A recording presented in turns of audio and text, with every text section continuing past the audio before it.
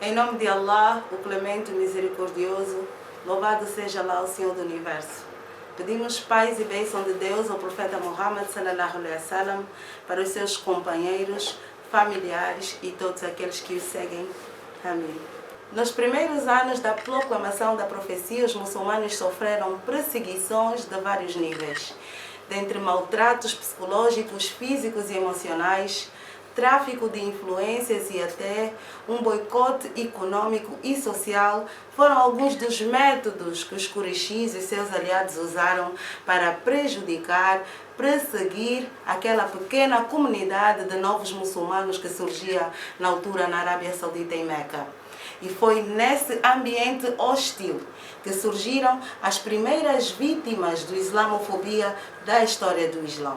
E uma delas foi uma mulher. A notícia do seu martírio comoveu o coração do homem mais nobre que já pisou a face da terra. Muhammad sallallahu alaihi wasallam endereçou uma mensagem de condolências à família de Asher com palavras que inspiraram um sentimento de perseverança e fé de que um dia, inshallah, Al-Jannah seria sua recompensa.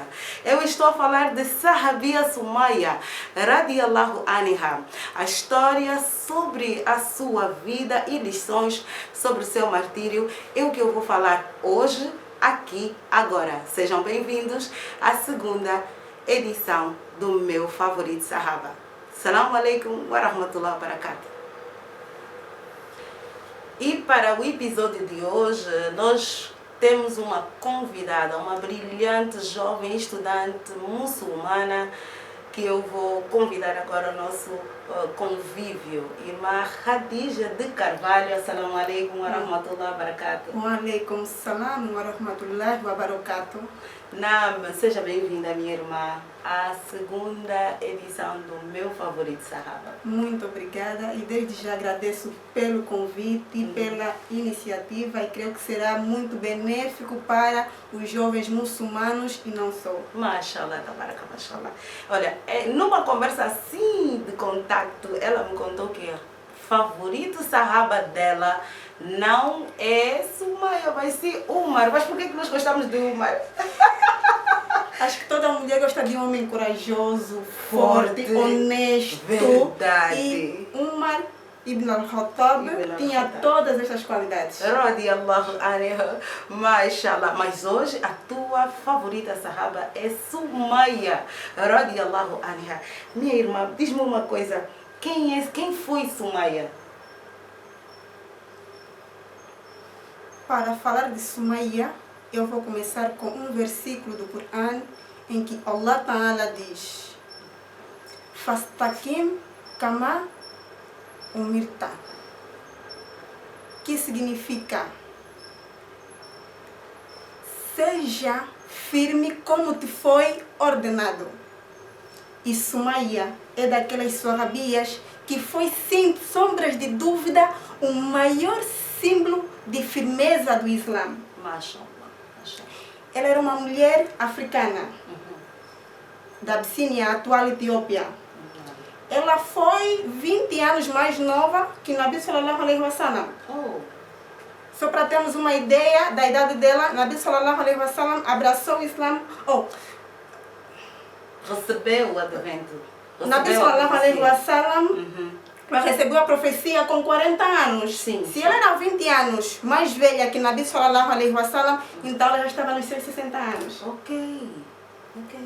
Ela era uma mulher escrava liberta. Sim.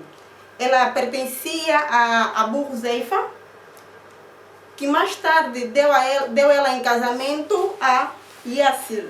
Yasir era um homem de Iêmen, que foi parar em Meca à procura do seu irmão, mas depois decidiu se estabelecer lá sob a proteção de Abu Huzaifa. E nós sabemos qual era a condição das mulheres escravas daquela altura. Mesmo até as mulheres libertas daquela altura, que não faziam parte da elite ou que não faziam parte de nenhuma tribo, sofriam horrores.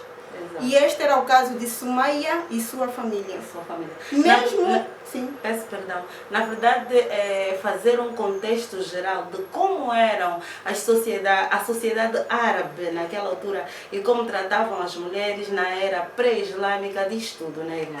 Diz tudo, subhanallah. Na era pré-islâmica, as mulheres eram tratadas da pior forma que vocês podem imaginar. Subhanallah. As mulheres não tinham direito a nada. Não tinham direito a herdar. Elas não podiam escolher com quem casar. E o pior de tudo, naquela altura, ter uma filha mulher era sinônimo de vergonha, de fracasso. Tanto mais que as meninas eram enterradas vivas. Mesmo. E quem veio acabar com esta prática foi o Islã. Através de Nabi sallallahu alaihi wasallam, quando ele disse que as mulheres tinham os mesmos direitos que os homens, que elas também deveriam viver. Exato. E mesmo até as mulheres que tivessem algum bem, alguma propriedade, os homens poderiam receber aquilo quando bem lhes apetecesse. A poligamia era descontrolada. Os homens poderiam ter tantas e tantas mulheres e se divorciar delas com ou sem motivos, quando bem lhes apetecesse. As mulheres não tinham direito à educação. Enquanto que o Islã, o que é que nos ensina? Nabi sallallahu alaihi wasallam disse: "Talabul ilm faridatun ala kull muslim." A busca do conhecimento é obrigatório para todos os muçulmanos, homens e mulheres. Sumaia não teve o sabor, ela não teve o sabor de usufruir depois das benefícios da conquista do Islã. Ela sofre, ela se converte, teve só o sabor de conhecer o Tawhid. As outras coisas ela já não conheceu. Porque logo na primeira fase em que os Quraysh e seus aliados criaram dificuldade para o Nabi e os seus seguidores naquela altura, ela vai mártir. A minha pergunta é, como é uma pessoa, eu quero entender com a tua ajuda, como é que uma pessoa que só conheceu Tawhid, só isso, Tawhid, não conheceu outras coisas que nós até já estamos a conhecer, tipo Fiqh, Adab e outras disciplinas, mas ela com Tawhid conseguiu ter, no momento da sua morte, uma firmeza e tanta que é relatada até hoje na história do Islã. Subhanallah. Nos dias de hoje pode parecer difícil imaginar que uma mulher africana liberta, naquela altura em que as mulheres eram maltratadas, não tinham voz, ter a ousadia de se reverter ao Islã.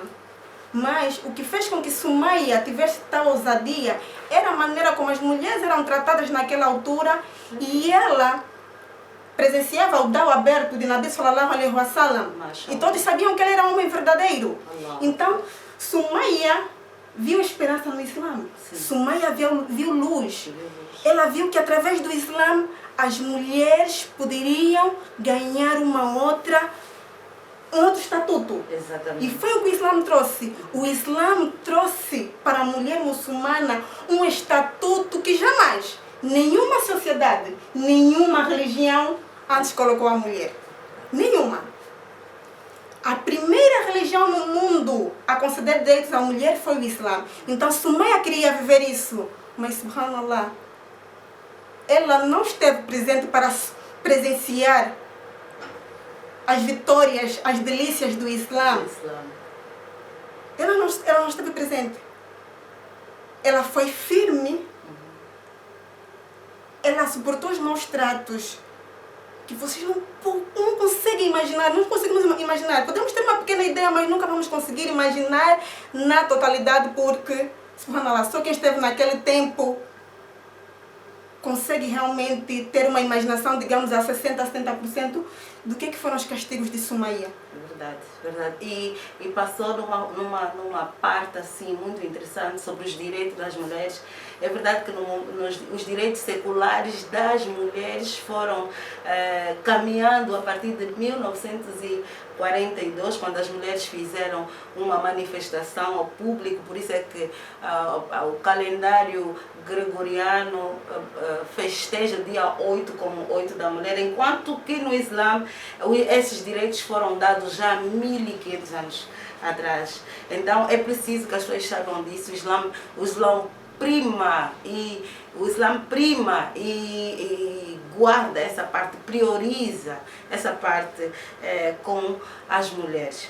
Minha irmã, a morte de Sumaia foi realmente um golpe muito grande. E na minha introdução eu falei sobre a dor, a compaixão. O profeta Muhammad sallallahu alaihi wasallam sentiu compaixão.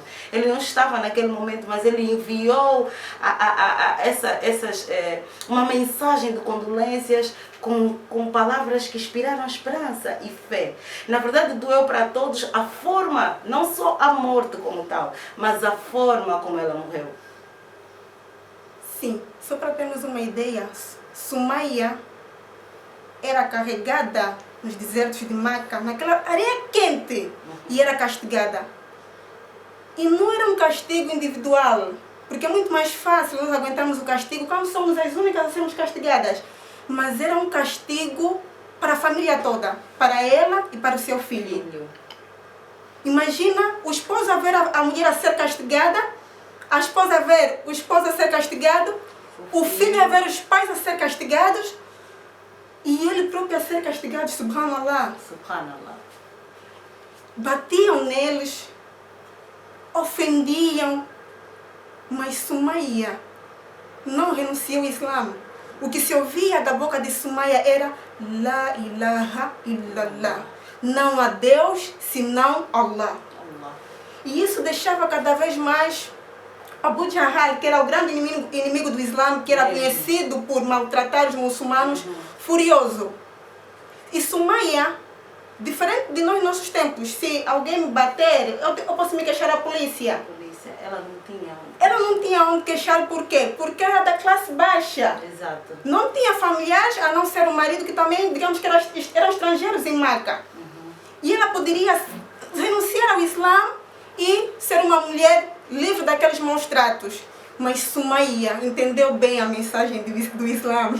Sumaia entendeu bem a mensagem de Nabi sallallahu alaihi wasallam. Dunya é passageiro. Os castigos do Dunya é passageiro. As dificuldades no Dunya são passageiras. Allah subhanahu wa ta'ala diz no Corão: فَإِنَّ مَعَ الْعُسْرِ يُسْرًا. Certamente, com a dificuldade a facilidade. E Sumaia sabia que os castigos do Dunya eram temporários. Diferente de nós, que muitas das vezes alguém nos faz algum mal, nós temos onde nos queixar. Sumaia não tinha onde se queixar. E ela, renunciando ao Islã, ela estaria livre dos castigos do maior inimigo do Islã. E também estaria a mostrar amor, né? Para com ela mesma, para com o esposo, para com o filho. Mas acima do amor, para com ela mesma, para com o filho e o esposo, estava o amor dela por Allah subhanahu wa ta'ala. Para além do amor dela, ou seja, acima do amor dela pelo Dunya, estava o amor dela pelo Akhirah. Então, Sumaia aguentou até a morte. Mas olhem como é que Allah subhanahu wa ta'ala a elevou. De uma mulher africana, escrava, liberta, para a primeira mártir do Islã. E ela não foi a primeira dentre as mulheres. Muitas das vezes nós pensamos que Sumaia foi a primeira dentre as mulheres. Se calhar houve alguém que foi o primeiro, não é? Do modo geral, não. Ela foi a primeira pessoa dentre homens e mulheres. Foi a primeira pessoa a mostrar a coragem dela, a firmeza dela. Foi a primeira mulher a dar a vida pelo Islã.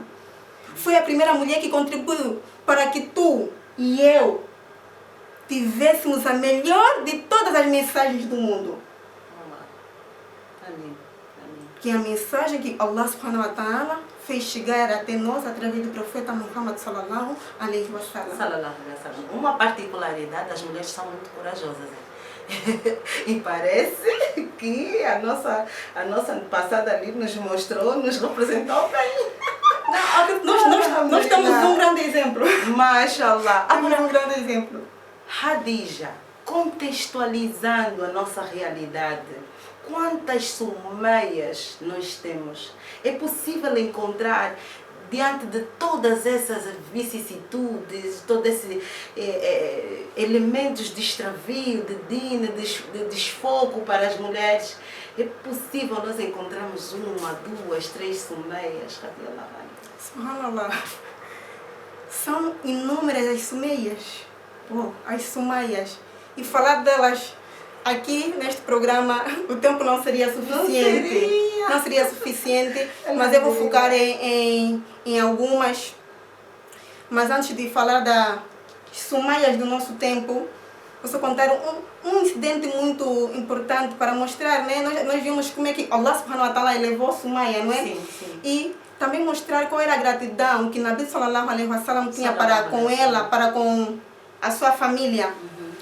Quando ela era castigada, Nabi sallallahu alaihi wasallam, assim como os outros sahabas, nada podiam fazer. Apenas Nabi sallallahu alaihi wasallam pedia para que ela pacientasse, que a maior de todas as recompensas para ela e a sua família seria o Jannah, o paraíso. Sim. E quando ela foi morta, subhanallah, sabem como é que Nabi sallallahu alaihi wasallam tratava o seu filho? Nós no Islã carregamos o nome do pai. Exemplo, Khadija bint Carvalho. Khadija, filha de Carvalho. Sim. Os homens também carregam o nome do pai. Exemplo, Umar ibn Khattab. Umar, filho de Khattab. Sim. Mas, para honrar Sumaia, Nabi sallallahu alaihi wasallam se referia ao filho de Sumaia, Ammar, como Ammar ibn Sumaia. Não Ibn Yasser, que era o seu pai, mas sim Ibn Sumaia. E a única mulher que da história do Islã que também teve esse privilégio é Maryam. Isa ibn Maryam, porque Isa alayhi salam não tinha pai.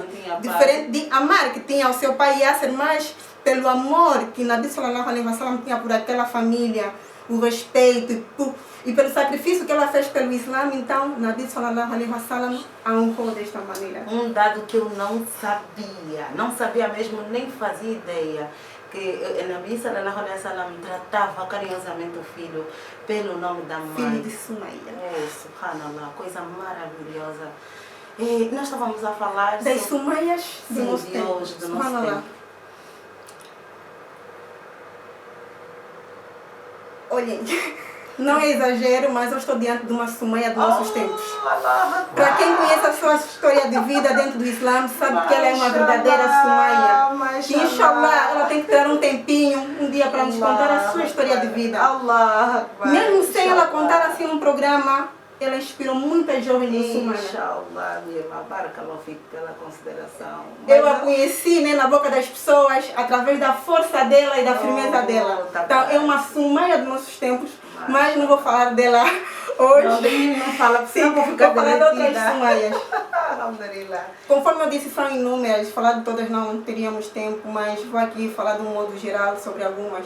Sumaia são todas aquelas nossas irmãs que estão em instituições públicas, privadas de ensino, instituições de trabalho, onde são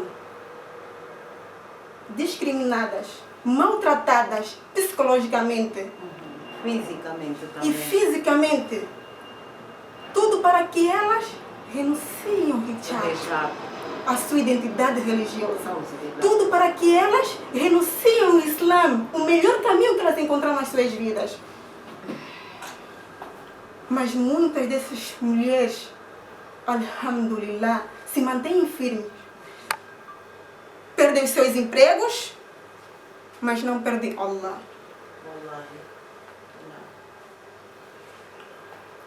Perdem até o convívio familiar. Porque muitas dessas Sumaias são discriminadas, maltratadas dentro da própria família. Não só na sociedade do modo geral, mas dentro da própria família. Muitas mulheres muçulmanas, quando se revertem, muitas mulheres angolanas, quando se revertem ao Islã, esse é um dado que muitas das vezes a mídia não traz, porque nós muçulmanos também não somos de lamentar, porque nós sabemos que, inshallah, se Allah quiser, tudo vai ficar bem. Amém.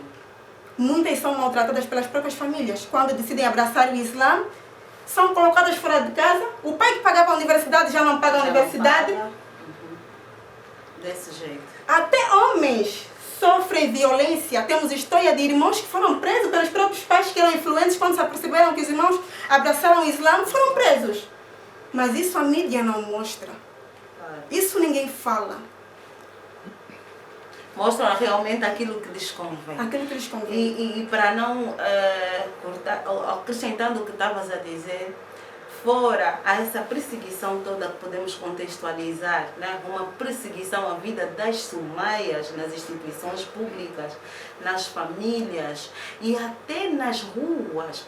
A própria sociedade se junta com um olhar discriminado, furtivo, para as mulheres muçulmanas que observam o hijab, e essa hostilidade chega a ferir de forma muito intensiva, psicologicamente, muitas jovens com idade pré-adolescentes, adolescentes.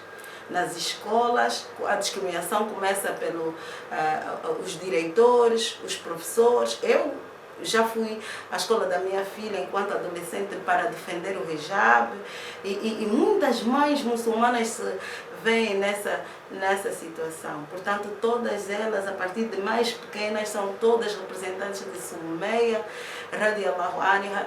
Portanto, é preciso mandar conselhos a elas também, para que se reveiam realmente na biografia da nossa sahabia de hoje em reflexão, que é Sumeia, radiallahu anha.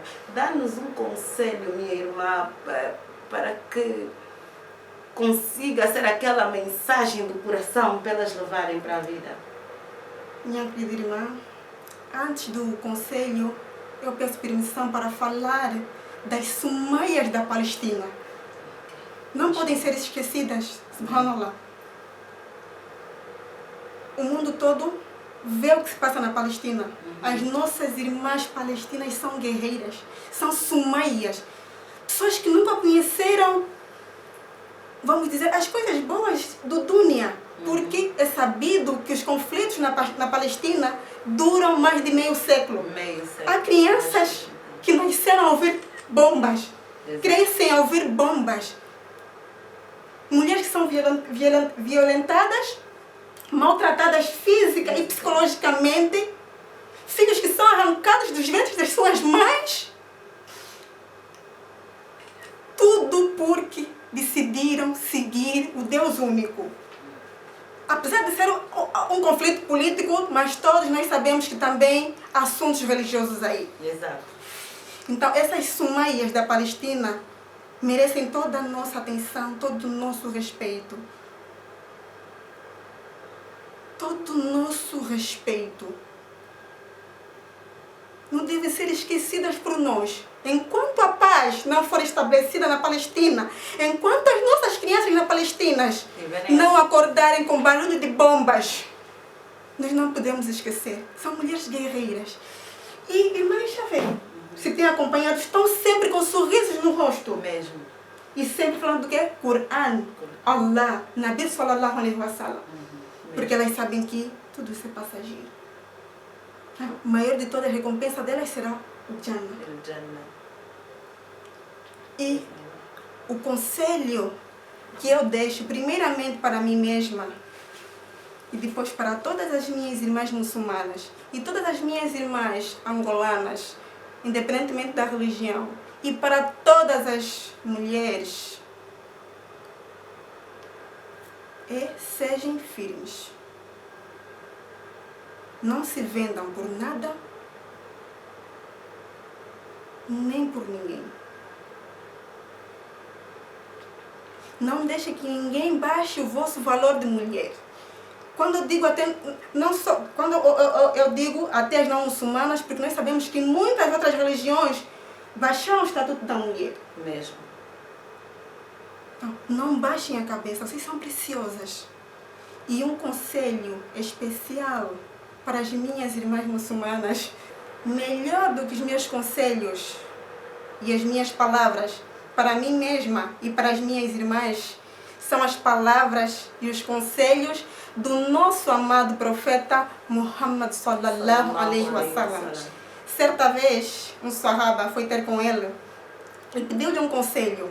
E Nabi sallallahu alaihi wasallam disse: Kul amantu billahi thumma istaqim. Diz: eu creio em Allah e seja firme. Minhas queridas irmãs, crer em Allah tem que ser com a nossa língua, com o nosso coração e com as nossas ações. E ser firmes na nossa fé. Não temos vergonha de nos identificarmos como muçulmanas. Não temos vergonha de mostrar a nossa religião, as nossas práticas religiosas, os nossos ensinamentos. Sejam firmes. Firmes diante das dificuldades. Porque a recompensa para os pacientes e para os firmes, para os crentes, é o paraíso. E essa vida não é nada comparando-se àquilo que Allah subhanahu wa ta'ala reservou para nós. Que Allah subhanahu wa ta'ala nos conceda a força de Sumaia, a firmeza de Sumaia, para que possamos ser aquelas servas não amadas só, mas muito amadas por Ele, para que Ele possa elevar também o nosso grau. Mashallah, mashallah, mashallah. Portanto, eu fiquei emocionada, eu quase chorei. Eu quase chorei quando ela falava sobre as mulheres da Palestina que realmente precisam do nosso olhar, da nossa compaixão. Aquelas crianças que o som mais comum que elas ouvem são o rebentar de bombas e de tiroteios. Eu quase chorei nessa parte, mas nessa série, meu favorito, Sahaba, eu já tentei chorar tipo umas 3 vezes desde que comecei a gravar, então pronto, acho que vamos levar muitas emoções.